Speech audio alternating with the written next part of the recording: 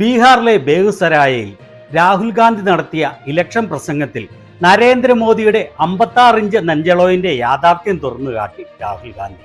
അതുമാത്രവുമല്ല, India മുന്നണിക്ക് ബീഹാറിൽ ഭരണം ലഭിക്കുകയാണെങ്കിൽ ഗ്യാരണ്ടിയായി അവിടെ നടത്താൻ പോകുന്ന വികസന പ്രവർത്തനങ്ങളും അദ്ദേഹം വ്യക്തമായി എണ്ണി പറഞ്ഞു. ജനങ്ങൾ ആവേശപൂർവ്വം നെഞ്ചിലേറ്റിയ അദ്ദേഹത്തിന്റെ ഇവിടുത്തെ പ്രസംഗത്തിന്റെ പ്രസക്ത ഭാഗങ്ങൾ മലയാളത്തിൽ നമുക്ക് കേൾക്കാം. ചാനൽ ഇഷ്ടപ്പെടുന്ന സബ്സ്ക്രൈബ് ചെയ്യാത്തവർ സബ്സ്ക്രൈബ് ചെയ്യാൻ മറക്കല്ലേ. गुप्ता जी प्रधानमंत्री के बारे में कह रहे थे कि 56 इंच की छाती है,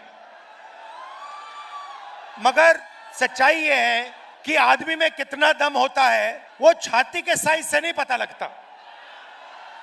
कितनी बड़ी छाती है उसका कोई मतलब नहीं है.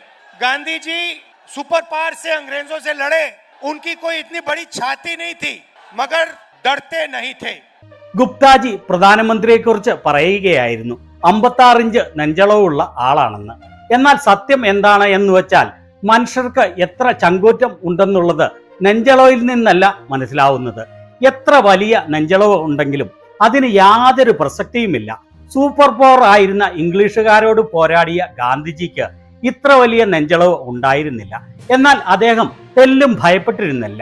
तो ऐसे बहुत लोग हैं जिनकी छाती इतनी बड़ी नहीं है और डरते नहीं हैं, और ऐसे भी लोग हैं जिनकी 56 इंच की छाती और डरपोक हैं. मैं उदाहरण देता हूं. ഇതുപോലെയുള്ള വളരെയധികം ആളുകളുണ്ട്, വലിയ നെഞ്ചളവ് ഇല്ലാത്തവർ, എന്നാൽ ഭയം ഇല്ലാത്തവർ. അതുപോലെ 56 ഇഞ്ച് നെഞ്ചളവുള്ള പേടിത്തൊണ്ടന്മാരായ ആളുകളുമുണ്ട്. ഞാൻ അതിന് ഉദാഹരണം നൽകാം. जब 1971 में लड़ाई हुई, हिंदुस्तान की सेना पाकिस्तान के खिलाफ लड़ रही थी, अमेरिका की नेवी आई, अमेरिका के राष्ट्रपति ने हिंदुस्तान के प्रधानमंत्री को धमकी दी और कहा कि ये सब रोको, बांग्लादेश में जो हो रहा है ये रोको.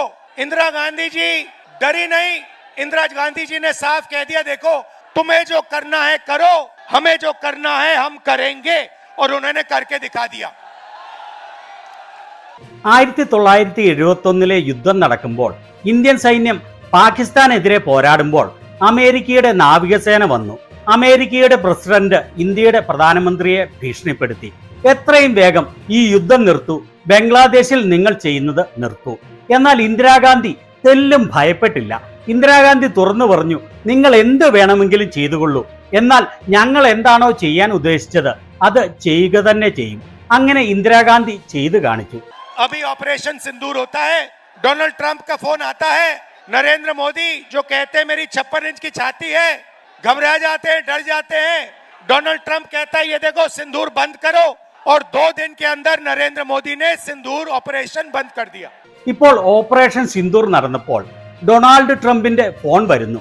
56 ഇഞ്ച് നെഞ്ചളവുണ്ട് എന്ന് പറയുന്ന നരേന്ദ്രമോദി ഭയപ്പെട്ട് പേടിച്ചു. ട്രംപ് പറഞ്ഞു ഓപ്പറേഷൻ സിന്ദൂർ നിർത്തലാക്കൂ.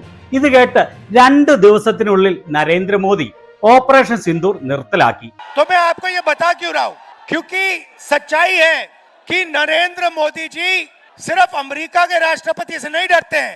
नरेंद्र मोदी जी का कंट्रोलर अदानी और अंबानी जैसे लोगों के हाथ में है. ഞാൻ എന്തുകൊണ്ടാണ് നിങ്ങളോട് ഇത് പറയുന്നത്? അതിന് കാരണം സത്യം എന്താണെന്ന് വെച്ചാൽ നരേന്ദ്രമോദി അമേരിക്കയുടെ പ്രസിഡന്റിനെ മാത്രമല്ല ഭയപ്പെടുന്നത്, മറിച്ച് നരേന്ദ്രമോദിയുടെ നിയന്ത്രണം അദാനി അംബാനി എന്നിവരുടെ കയ്യിലാണ്. कुछ दिन पहले अमित शाह ने कहा कि बिहार में उद्योग लगाने के लिए जमीन नहीं है. तो मैं उनसे पूछना चाहता हूं, प्रधानमंत्री से पूछना चाहता हूं, बिहार में उद्योग लगाने के लिए जमीन नहीं है, मगर 1 रुपए के लिए आप अदानी को जमीन बिहार की छीन कर दे सकते हो. तो जब अदानी को जरूरत पड़ती है आप जमीन दे देते हो. ഏതാനും ദിവസങ്ങൾക്ക് മുൻപ് അമിത്ഷാ പറഞ്ഞു ബീഹാറിൽ ബിസിനസ്സുകൾ സ്ഥാപിക്കുന്നതിന് സ്ഥലമില്ല എന്ന്.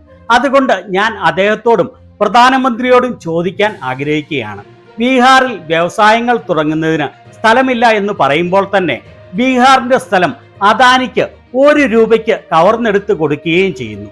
അപ്പോൾ അദാനിക്ക് ആവശ്യം വരുമ്പോൾ നിങ്ങൾക്ക് ഫ്രീ ആയി കൊടുക്കാൻ സ്ഥലമുണ്ട്. मगर जब बिहार की प्रगति के लिए जमीन की जरूरत होती है तो आप कहते हो बिहार की प्रगति के लिए जमीन नहीं. धारावी में भी यही काम कर रहे हैं. लाखों करोड़ रुपए की जमीन, मुंबई की जमीन, धारावी की जमीन ये अदानी को दे रहे हैं. എന്നാൽ ബീഹാറിൽ വികസന പ്രവർത്തനങ്ങൾക്ക് സ്ഥലത്തിന്റെ കാര്യങ്ങൾ വരുമ്പോൾ പറയുന്നു വികസന പ്രവർത്തനങ്ങൾ നടത്തുന്നതിന് സ്ഥലമില്ല എന്ന്. ധാരാവിയിലും ഇതേ കാര്യമാണ് ചെയ്തത്. ലക്ഷക്കണക്കിന് കോടി രൂപയുടെ സ്ഥലം, ധാരാവിയിലെ സ്ഥലം, മുംബൈയിലെ സ്ഥലം ഇവർ അദാനിക്ക് കൊടുക്കുന്നു. नरेंद्र मोदी जी आपको भाषण देते हैं, आते हैं, वायदे करते हैं, चुनाव के दिन तक जो भी आप कहते हैं वो कर देंगे, और चुनाव के बाद नरेंद्र मोदी ना बिहार आएंगे ना आपकी बात सुनेंगे, चले जाएंगे. मैं तो कहता हूं अगली बार जो भी करवाना करवा लो. जैसे मीटिंग में आते हैं वो आप भीड़ से कहना नरेंद्र मोदी जी ये सीट हम आपको जिता देंगे, जरा स्टेज पे डांस कर लो, और नरेंद्र मोदी डांस कर लेंगे. നരേന്ദ്രമോദി നിങ്ങളുടെ മുന്നിൽ വന്ന് പ്രസംഗം പറയുന്നു, വന്ന് വാഗ്ദാനങ്ങൾ നൽകുന്നു. തെരഞ്ഞെടുപ്പിന്റെ ദിവസം വരെ നിങ്ങൾ പറയുന്നത് എന്തും ചെയ്യും. എന്നാൽ തെരഞ്ഞെടുപ്പിന് ശേഷം നരേന്ദ്രമോദി ബീഹാറിൽ വരികയില്ല. നിങ്ങൾ പറയുന്ന കാര്യങ്ങൾ ചെവിക്കൊള്ളുകയില്ല. ഇവിടെ നിന്ന് കടന്നുകളയും. ഞാൻ പറയുകയാണ്, അടുത്ത പ്രാവശ്യം നരേന്ദ്രമോദിയെ കൊണ്ട് എന്ത് വേണമെങ്കിലും നിങ്ങൾക്ക് ചെയ്യിക്കാൻ സാധിക്കും. മീറ്റിങ്ങിന് വരുമ്പോൾ നിങ്ങൾ ജനക്കൂട്ടത്തിന്റെ ഇടയിൽ നിന്ന് നരേന്ദ്രമോദിയോട് മോദി ഈ സീറ്റിൽ നിങ്ങളെ വിജയിപ്പിക്കാം, സ്റ്റേജിൽ നിന്ന് ഡാൻസ് കളിക്കുകയാണെങ്കിൽ എന്ന് പറഞ്ഞു എന്ന് വെച്ചോളൂ. നരേന്ദ്രമോദി അപ്പോൾ ഡാൻസ് കളിക്കാൻ വരെ തയ്യാറാവും. ഇത് കേട്ട് ജനങ്ങൾ ആർത്തലച്ച് കരഘോഷം മുഴക്കുകയാണ്. കാരണം നമുക്കെല്ലാവർക്കും അറിയാം, വോട്ട് ലഭിക്കുന്നതിന് വേണ്ടി ഇലക്ഷൻ കഴിയുന്നതുവരെ എന്തും ചെയ്യാൻ നരേന്ദ്രമോദി തയ്യാറാണ് എന്ന്. और चुनाव के एकदम बाद नाच गाना अदानी अंबानी जी कराएंगे. अदानी कहेगा नरेंद्र मोदी जी मुझे बिहार की जमीन चाहिए, नरेंद्र मोदी जी दे देंगे. पटना का एयरपोर्ट चाहिए, नरेंद्र मोदी जी दे देंगे. तो ये ड्रामा चल रहा है. എന്നാൽ തെരഞ്ഞെടുപ്പിന് ശേഷം പാട്ടും ഡാൻസും എല്ലാം അദാനിയും അംബാനിയും മോദിയെ കൊണ്ട് ചെയ്യിക്കും. അദാനി പറയുകയാണെന്ന് വെച്ചോ, മോദി എനിക്ക് ബീഹാറിലെ ഭൂമി വേണമെന്ന്. നരേന്ദ്രമോദി അത് നൽകും. പാറ്റ്നയിലെ എയർപോർട്ട് വേണമെന്ന് പറഞ്ഞാൽ നരേന്ദ്രമോദി നൽകും. ഈ നാടകമാണ് നടക്കുന്നത്. मैं आपसे पूछना चाहता हूं सीधा सा सवाल, आप बाकी प्रदेशों में जाते हो, क्या करते हो? बिहार की जनता जाती है, कर्नाटक जाती है, वहां पे कांग्रेस की सरकार है, बेंगलोर जाते हो, हैदराबाद जाते हो, महाराष्ट्र जाते हो. मैं आपसे पूछता हूं आपके लोग करते क्या है वहां पे? क्या करते हैं? नहीं, जोर से बोलो, क्या करते हैं? मजदूरी करते हैं. ഞാൻ നിങ്ങളോട് തുറന്ന് ചോദ്യം ചോദിക്കാൻ ആഗ്രഹിക്കുകയാണ്. മറ്റ് സ്ഥലങ്ങളിൽ നിങ്ങൾ ചെന്നാൽ എന്ത് ജോലിയാണ് ചെയ്യുന്നത്? ബീഹാറിലെ ജനങ്ങൾ കർണാടകത്തിൽ ചെല്ലുന്നു, അവിടെ കോൺഗ്രസിന്റെ സർക്കാരാണ്. ബാംഗ്ലൂരിൽ പോകുന്നു, ഹൈദരാബാദിൽ പോകുന്നു, മഹാരാഷ്ട്രയിൽ പോകുന്നു. ഞാൻ നിങ്ങളോട് ചോദിക്കാൻ ആഗ്രഹിക്കുകയാണ്, അവിടെയൊക്കെ ചെന്ന് നിങ്ങൾ എന്ത് ജോലിയാണ് ചെയ്യുന്നത്? എന്താണ് ചെയ്യുന്നത്? ഉച്ചത്തിൽ പറയൂ, എന്താണ് ചെയ്യുന്നത് എന്ന്. കൂലിപ്പണിയാണ് ചെയ്യുന്നത്. एक ऐसा समय था जब बिहार सिर्फ हिंदुस्तान का नहीं दुनिया का शिक्षा का सेंटर था. नालंदा यूनिवर्सिटी का नाम आपने सुना होगा, सुना है नहीं सुना है? ये दुनिया की सबसे बेहतरीन यूनिवर्सिटी थी. ഒരു സമയമുണ്ടായിരുന്നു, ബീഹാർ ഇന്ത്യയിലെ മാത്രമല്ല ലോകത്തിലെ മൊത്തം വിദ്യാഭ്യാസത്തിന്റെ കേന്ദ്രമായിരുന്ന കാലം. നളന്ദ യൂണിവേഴ്സിറ്റിയുടെ പേര് നിങ്ങൾ കേട്ടിട്ടുണ്ടല്ലോ. കേട്ടിട്ടുണ്ടോ ഇല്ലയോ? അത് ലോകത്തിലെ ഏറ്റവും മികച്ച യൂണിവേഴ്സിറ്റി ആയിരുന്നു.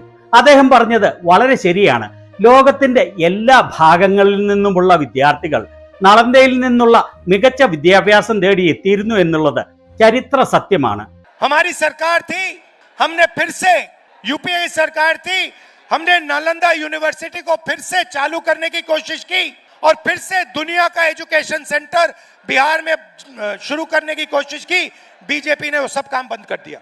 ഞങ്ങളുടെ UPA സർക്കാരിന്റെ കാലത്ത് നളന്ദ യൂണിവേഴ്സിറ്റി വീണ്ടും തിരിച്ചു കൊണ്ടുവരുന്നതിനു വേണ്ടിയുള്ള പ്രവർത്തനങ്ങൾ തുടങ്ങി. ലോകത്തിലെ വിദ്യാഭ്യാസത്തിന്റെ കേന്ദ്രമായി ബീഹാറിനെ വീണ്ടും മാറ്റുന്നതിനുള്ള പ്രവർത്തനങ്ങൾ ആരംഭിച്ചു. എന്നാൽ BJP അതെല്ലാം നിർത്തിവെച്ചു. और आज बिहार का युवा महीनों पढ़ता है, मेहनत करता है और फिर उसको पता लगता है पेपर के 2-3 दिन पहले कि पेपर लीक हो गया. जिनकी जान पहचान है, जिनका बीजेपी के नेताओं से रिश्ता है, जिनके पास पैसा है, उन सबको पेपर मिल जाता है और बिहार का युवा है वो देखता रह जाता है. ഇന്ന് ബീഹാറിലെ യുവജനത മാസങ്ങളോളം പഠിക്കുന്നു, കഠിന പ്രയത്നം ചെയ്യുന്നു. പിന്നീട് അവർ മനസ്സിലാക്കുന്നു പരീക്ഷയ്ക്ക് 2-3 ദിവസം മുൻപ് പേപ്പർ ലീക്ക് ചെയ്യുന്നു എന്ന്. സ്വാധീനമുള്ളവർ, BJPയുമായി അടുപ്പമുള്ളവർ, കൈവശം പണമുള്ളവർ, അവർക്കെല്ലാം പരീക്ഷയ്ക്ക് മുൻപ് ചോദ്യപേപ്പർ ലഭിക്കുന്നു. എന്നാൽ ബീഹാറിലെ യുവജനത ഇതെല്ലാം കണ്ട് നിസ്സഹായരായി നോക്കിയിരിക്കുന്നു. आप खुश हो क्या? आप मजदूरी के स्टेटस से खुश हो क्या? दुबई जैसा शहर आपने बनाया है। लोग कहते हैं, दुबई के लोग कहते हैं, आप कभी जिन लोगों को आप जानते हो उनसे पूछो, दुबई के लोग कहते हैं कि हिंदुस्तान के लोगों ने, बिहार के लोगों ने दुबई बनाया है। നിങ്ങൾ സന്തുഷ്ടരാണോ? നിങ്ങൾ കൂലിപ്പണി മാത്രം ചെയ്യുന്നവർ ആയിരിക്കുന്നതിൽ സന്തുഷ്ടരാണോ? ദുബായ് പോലെയുള്ള നഗരങ്ങൾ നിങ്ങളാണ് ഉണ്ടാക്കിയത്. ആളുകൾ പറയുന്നു, ദുബായിലെ ആളുകൾ പറയുന്നു. അറിയാവുന്നവരോട് നിങ്ങൾ ചോദിച്ചു നോക്കിക്കൊള്ളൂ. ദുബായിലെ ആളുകൾ പറയുന്നത് ഇന്ത്യക്കാർ, ബീഹാറിലെ ജനങ്ങളാണ് ദുബായ് നിർമ്മിച്ചത് എന്നാണ്. तो अगर आप दुबई जैसा शहर बना सकते हो, मुंबई, बेंगलोर जैसा शहर बना सकते हो, तो बिहार में क्या हो रहा है? क्या कमी है यहाँ पे? कमी यह है कि आपकी सरकार बिल्कुल बेकार है, आपकी सरकार आपकी मदद नहीं करती है, और आपकी सरकार चाहती है कि आप पूरे देश में मजदूरी करो. അപ്പോൾ നിങ്ങൾക്ക് ദുബായ് പോലെയുള്ള നഗരങ്ങൾ ഉണ്ടാക്കാൻ കഴിവുള്ളവർ ആണെങ്കിൽ, മുംബൈയും ബാംഗ്ലൂരും പോലെയുള്ള നഗരങ്ങൾ ഉണ്ടാക്കാൻ സാധിക്കുമെങ്കിൽ ബീഹാറിൽ എന്താണ് നടക്കുന്നത്? എന്തിന്റെ കുറവാണ് ബീഹാറിനുള്ളത്? കുറവ് എന്താണെന്ന് വെച്ചാൽ നിങ്ങളുടെ സർക്കാർ പൂർണ്ണമായും ഒന്നിനും കഴിവില്ലാത്തവരാണ്. നിങ്ങളുടെ സർക്കാർ നിങ്ങൾക്ക് സഹായം ചെയ്യുന്നില്ല. നിങ്ങളുടെ സർക്കാർ ആഗ്രഹിക്കുന്നത് നിങ്ങൾ രാജ്യം മുഴുവൻ കൂലിപ്പണി ചെയ്യുന്നവർ ആയി നിലനിൽക്കണം എന്നാണ്. आपकी जमीन यहाँ से जाए, आपको शिक्षा ना मिले, आपको स्वास्थ्य के लिए, मेडिकल के लिए दिल्ली जाना पड़े, ये सच्चाई है. നിങ്ങളുടെ ഭൂമി ഇവിടെ നിന്ന് തട്ടിയെടുക്കും. നിങ്ങൾക്ക് വിദ്യാഭ്യാസം ലഭിക്കരുത്. നിങ്ങൾക്ക് ആരോഗ്യ സംരക്ഷണത്തിന് ഡൽഹി പോലെയുള്ള നഗരങ്ങളിൽ പോകേണ്ടി വരും. ഇതാണ് സത്യം. मैं आपको 2-3 गारंटी देना चाहता हूँ. सबसे पहले मैं आपको पर्सनली बता रहा हूँ, और ये तो मैं पूरा काम करके दिखाऊंगा. जैसे ही यहाँ पे हमारी गठबंधन की सरकार आएगी, जीतेगी, और हम आपको पूरी की पूरी तरीके से दम लगाकर बेहतरीन शिक्षा देने वाले हैं. मगर मैं आपको एक गारंटी देता हूं, मैं आपको पर्सनल एक गारंटी देता हूं, और इसको आप याद रखिए. ഞാൻ നിങ്ങൾക്ക് 2-3 ഗ്യാരണ്ടി നൽകാൻ ആഗ്രഹിക്കുകയാണ്. ഏറ്റവും ആദ്യം ഞാൻ നിങ്ങളോട് വ്യക്തിപരമായി പറയുകയാണ്, ഈ പറയുന്ന കാര്യങ്ങളെല്ലാം ഞാൻ നടപ്പിലാക്കി കാണിക്കും. ഇവിടെ ഞങ്ങളുടെ മുന്നണിയുടെ സർക്കാർ വരികയാണെങ്കിൽ ഞങ്ങൾ സർവശക്തിയും ഉപയോഗിച്ച് നിങ്ങൾക്ക് ഏറ്റവും മെച്ചപ്പെട്ട വിദ്യാഭ്യാസത്തിനുള്ള സൗകര്യങ്ങൾ ഒരുക്കും. ഞാൻ നിങ്ങൾക്ക് ഈ ഗ്യാരണ്ടി നൽകുകയാണ്. ഞാൻ വ്യക്തിപരമായി ഗ്യാരണ്ടി നൽകുകയാണ്. ഇത് നിങ്ങൾ ഓർമ്മയിൽ വെച്ചുകൊള്ളൂ.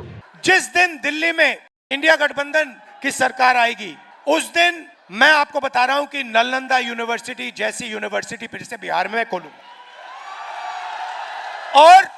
और पूरी दुनिया से मैं बता रहा हूं आपको, हम ऐसी यूनिवर्सिटी खोलेंगे जहां पूरी दुनिया से लोग लाइन लगाकर बिहार में आके पढ़ाई करने की कोशिश करेंगे. എന്ന് കേന്ദ്രത്തിൽ ഇന്ത്യ മുന്നണിയുടെ സർക്കാർ വരുമോ, ആ ദിവസം നളന്ദ യൂണിവേഴ്സിറ്റി പോലെയുള്ള മികച്ച യൂണിവേഴ്സിറ്റി ബീഹാറിൽ തുറക്കും. ഞാൻ നിങ്ങളോട് വ്യക്തമായി പറയുകയാണ്, എത്തരത്തിലുള്ള ഒരു യൂണിവേഴ്സിറ്റിയാണ് എന്ന് വെച്ചാൽ, ലോകമെമ്പാടുമുള്ള വിദ്യാർത്ഥികൾ ഇവിടെ പഠിക്കുന്നതിന് വേണ്ടി വരിവരിയായി ക്യൂ നിന്ന് എത്തുന്ന തരത്തിലുള്ള മികച്ച ലോകോത്തര യൂണിവേഴ്സിറ്റി. क्योंकि आप में इतनी नॉलेज है, इतनी समझ है, आप दुनिया के शिक्षा के सेंटर बन सकते हो. हिंदुस्तान छोड़ो, दुनिया के सेंटर बन सकते हो. കാരണം നിങ്ങൾക്ക് ഇത്ര വലിയ അറിവുണ്ട്, വിവേകമുണ്ട്. നിങ്ങൾ ലോകത്തിന്റെ വിദ്യാഭ്യാസത്തിന്റെ കേന്ദ്രം ആകാനുള്ള കഴിവുള്ളവരാണ്. ഇന്ത്യയിൽ എന്നല്ല, ലോകത്തിലെ ഏറ്റവും മികച്ച വിദ്യാഭ്യാസ കേന്ദ്രം. दूसरी गारंटी मैं आपको कह रहा हूं, और ये महागठबंधन की गारंटी है, मेरी है, महागठबंधन की है, कि बिहार में सरकार बनेगी तो ये किसी एक जात की नहीं होगी, किसी एक धर्म की नहीं होगी, ये हर जात की होगी, हर धर्म की सरकार होगी. രണ്ടാമത്തെ ഗ്യാരണ്ടി നിങ്ങളോട് പറയുകയാണ്. ഇത് ഇന്ത്യ മുന്നണിയുടെ ഗ്യാരണ്ടിയാണ്, എന്റെയും ഇന്ത്യ മുന്നണിയുടെയും. ബീഹാറിൽ ഞങ്ങൾ ഉണ്ടാക്കുന്ന സർക്കാർ ഏതെങ്കിലും ഒരു ജാതിയുടേതോ മതത്തിൻ്റെതോ മാത്രമായിരിക്കുകയില്ല, മറിച്ച് എല്ലാ ജാതിയും മതവും ഉൾക്കൊള്ളുന്ന സർക്കാർ ആയിരിക്കും. ഇതാണ് നമ്മുടെ ഇന്ത്യക്ക് ആവശ്യം. എല്ലാവർക്കും പ്രാതിനിധ്യമുള്ള, എല്ലാ ജാതിയെയും മതത്തെയും ഒരുപോലെ പരിഗണിക്കുന്ന ജനങ്ങളുടെ സർക്കാർ എന്നുള്ള കാര്യത്തിൽ നമുക്കാർക്കും തർക്കമില്ലല്ലോ, അല്ലേ? अति पिछड़ों के लिए हमने स्पेशल मैनिफेस्टो बनाया है. एक अति पिछड़ों के लिए हमने विजन दिया है. ये सरकार अति पिछड़ों की होगी, पिछड़ों की होगी, दलितों की होगी, महादलितों की होगी, माइनॉरिटीज की होगी, अल्पसंख्यकों की होगी, और गरीब जनरल कास्ट की भी होगी. सबको लेकर ये सरकार आगे बढ़ेगी, और किसी को ये सरकार पीछे नहीं छोड़ने वाली है. അതീവ പിന്നോക്ക വിഭാഗങ്ങൾക്ക് വേണ്ടി ഞങ്ങൾ സ്പെഷ്യൽ പാക്കേജ് ഉണ്ടാക്കി. അതീവ പിന്നോക്ക വിഭാഗങ്ങൾക്ക് വേണ്ടിയുള്ള വിഷൻ.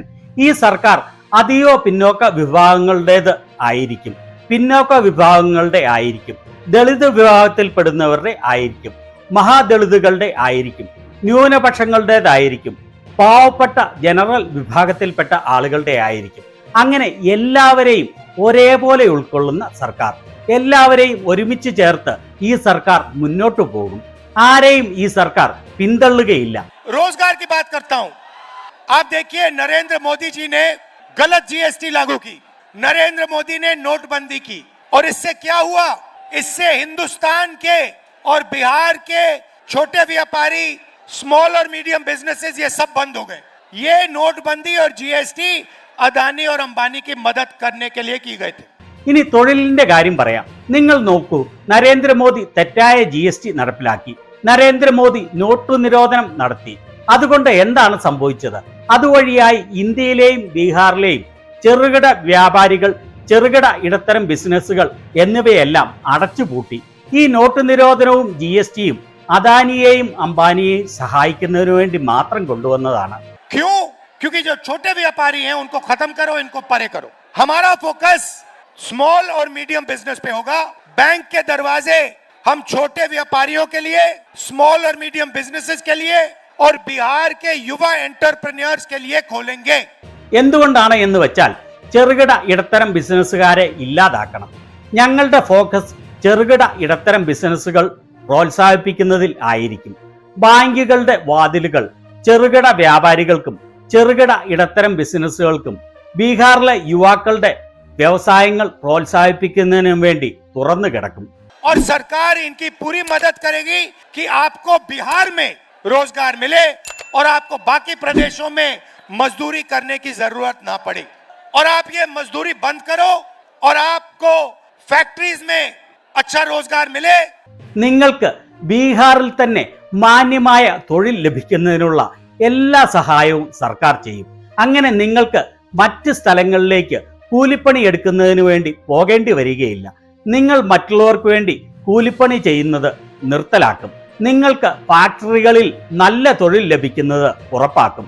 आपके छोटे छोटे व्यापारी इस सेल फोन के छोटे पार्ट्स बनाए, गाड़ी के पार्ट्स बनाए, कैमरा के पार्ट्स बनाए, और आपके छोटे छोटे बिजनेस शुरू हो और लाखों करोड़ों युवाओं को बिहार में रोजगार मिले. ये हमारा विजन है. ഇവിടെയുള്ള ചെറിയ ചെറിയ ബിസിനസ്സുകൾ, ഈ സെൽഫോണിന്റെ ചെറിയ ചെറിയ പാർട്സുകൾ ഉൽപ്പാദിപ്പിക്കുന്നവർ, വണ്ടികളുടെ പാർട്സുകൾ നിർമ്മിക്കുന്നവർ, ക്യാമറയുടെ പാർട്സുകൾ നിർമ്മിക്കുന്നവർ, അങ്ങനെ നിങ്ങളുടെ ചെറിയ ചെറിയ വ്യവസായങ്ങൾ തുടങ്ങണം. അങ്ങനെ ലക്ഷക്കണക്കിന് കോടിക്കണക്കിന് ആളുകൾക്ക് ബീഹാറിൽ തൊഴിലവസരം സൃഷ്ടിക്കും.